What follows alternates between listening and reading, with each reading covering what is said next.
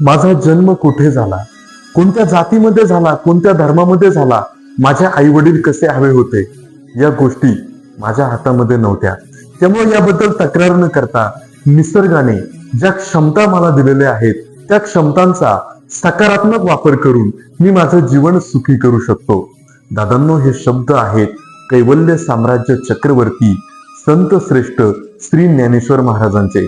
ज्यावेळी या तथाकथित समाजानं त्यांना संन्याशाची पोरं म्हणून वाळीमध्ये टाकलं, पुढे जाऊन याच ज्ञानदेवांनी भागवत धर्माचा पाया रचला, वारकरी संप्रदायाचा पाया रचला, ज्ञानेश्वरी सारखा ग्रंथ या महाराष्ट्राच्या मातीला दिला आणि संपूर्ण जगाला शांततेचा संदेश दिला.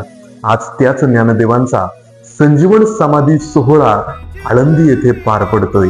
संत ज्ञानदेवांना जाऊन 700 वर्ष उलटून गेली, तरीही ज्ञानदेवांना ज्या